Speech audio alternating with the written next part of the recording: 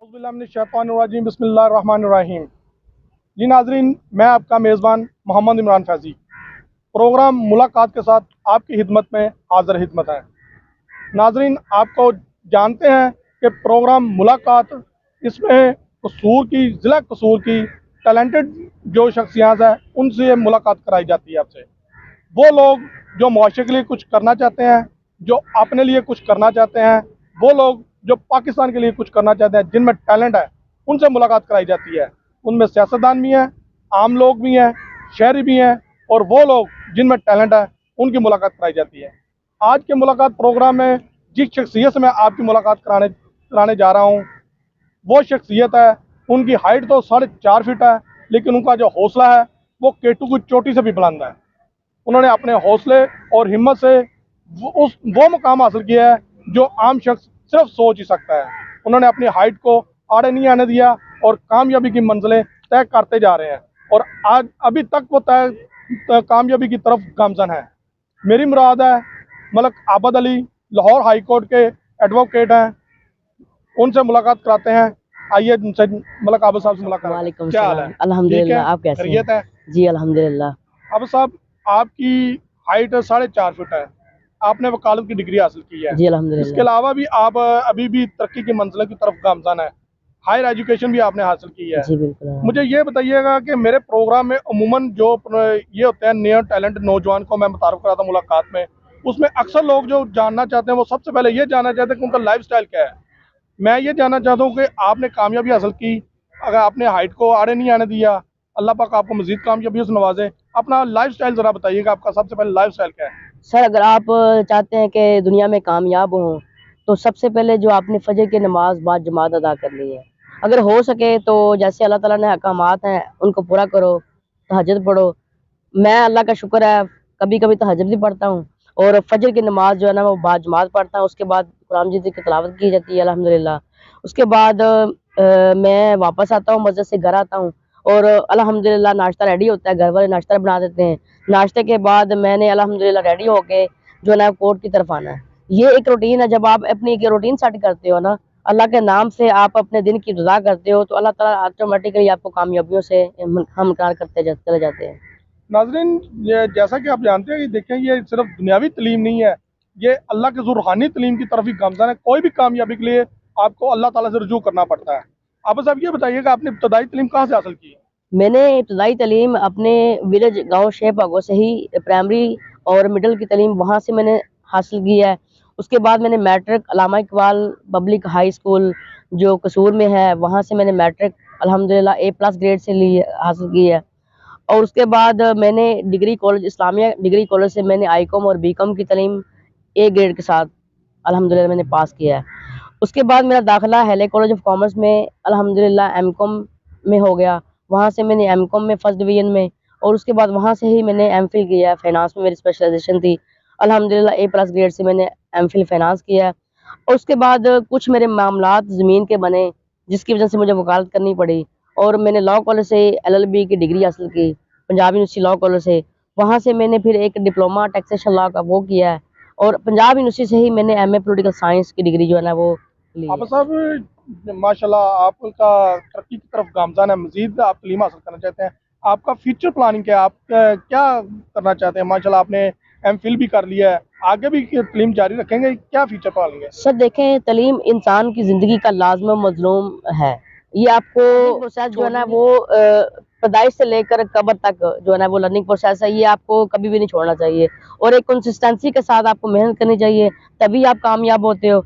मेरा ज़िंदगी का जो फ्यूचर प्लान है वो इंशाल्लाह जुडिशरी में अपीयर होना है, क्योंकि मैं मेहनत कर रहा हूँ इसमें, अल्लाह ताला मुझे इसमें कामयाबी देंगे, अल्लाह पाक सबको कामयाबी दें और जो इंसान मेहनत करता है अल्टीमेटली अल्लाह ताला उसको कामयाब करते हैं। नाज़रीन, ये देखिए बड़ा अच्छा पॉइंट है कि मेहनत अल्लाह पाक कभी रायगा नहीं जाने देते। जो भी इंसान जिस जगह पे मेहनत करेगा, जिसकी खातिर मेहनत करेगा, इंशाल्लाह रिगार्ड अल्लाह। अब साहब, तलीम के मतलब तो अपनी बातें हो गई, आपने तलीम कहाँ से हासिल की, कहाँ तक की। ज़रा ये बताइएगा कि नसाबी सरगर्मियों से हट के गैर नसाबी सरगर्मियों का आपकी क्या दिलचस्पी है? कोई गेम पसंद है, इसके अलावा कोई और चीज़ आपके मशागल में क्या चीज़ें हैं? जी अल्हम्दुलिल्लाह क्रिकेट मैं बड़े शौक से खेलता हूँ। क्रिकेट मैं स्टार्ट से ही खेलता चला आ रहा हूँ और अल्हम्दुलिल्लाह मैं अच्छा बैट्समैन हूँ क्रिकेट में। क्रिकेट में आपको और पसंद कौन है, कौन सा प्लेयर क्रिकेट में पसंद है? मुझे ना पहले तो शाहिद अफरीदी पसंद है, अब तो वो रिटायर हो चुके हैं। अब बाबर आजम अच्छे प्लेयर हैं, पाकिस्तान क्रिकेट टीम की नुमाइंदगी भी कर रहे हैं और वो अच्छा परफॉर्म कर रहे हैं। उसके बाद तलीम से हट के मुझे नात का बड़ा शौक है। नात मैं अल्हम्दुलिल्लाह नबी के वसल्लम की बड़ी तारीफ करता हूँ। ये एक नात मैं अच्छी पढ़ता हूँ।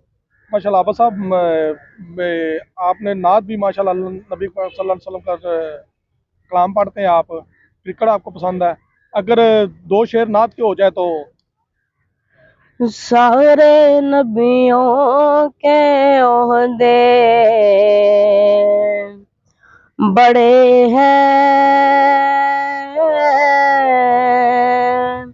लेकिन आका का मन सब जुदा है। वो इमाम सफ़े अंबिया हैं, उनका रुतबा बड़ों से बड़ा है। नाम जन्नत का तुमने सुना है,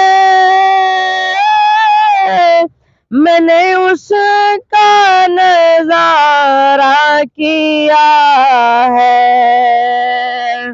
मैं यहाँ से तुम्हें क्या बता दूँ,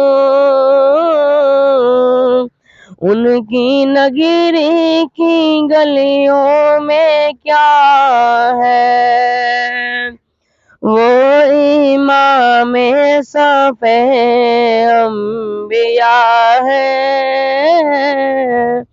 उनका रुतबा बड़ों से बड़ा सुभान है। अल्लाह, माशाल्लाह।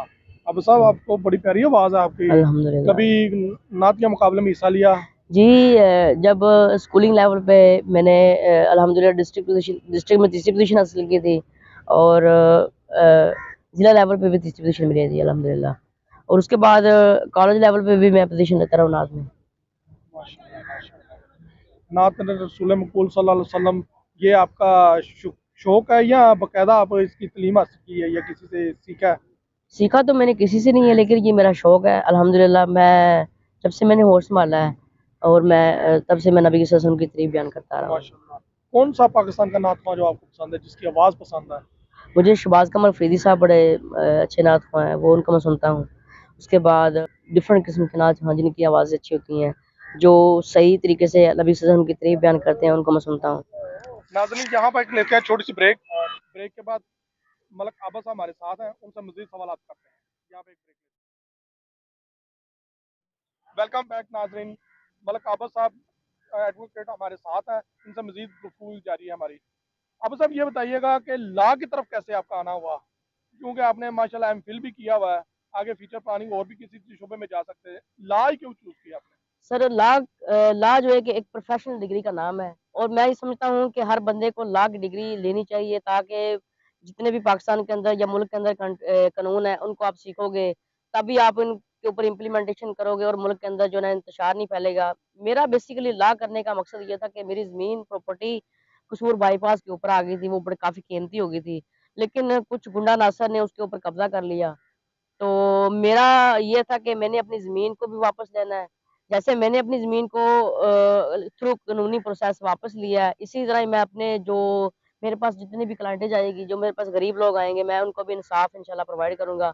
तो मेरी ज़मीन जो बाईपास के ऊपर थी, उसके ऊपर कब्ज़ा लोगों ने कर लिया था, वो मैंने लॉ इसलिए किया है और अल्लाह का शुक्र है मैंने थ्रू कानूनी प्रोसेस अपनी ज़मीन भी वापस ली है। मेरे ऊपर कुछ सिविल लिटिगेशंस भी थी झूठी, वो भी मैंने अल्हम्दुलिल्लाह ख़त्म की हैं। तो मैं ये समझता हूँ कि हर बंदे को लॉ करना चाहिए, ताकि आप अपना एक राइट जो है ना वो अपने प्रोटेक्ट कर सकें और अपने मुल्क के अंदर जो पॉजिटिव चीज़ें हैं उनको हाईलाइट कर सकें और जो लोगों के राइट इन्फ्रिंज हो रहे हैं, आप उनको जो इन्फ्रिंज होने से बचा देते हैं। ये एक अच्छी डिग्री है जो आपको करनी चाहिए। अब साहब यहाँ पे ये आप बात कर रहे हैं कि लॉ आपने किया किसी मजबूरी के तहत, आपकी ज़मीन पर किसी ने कब्जा कर लिया।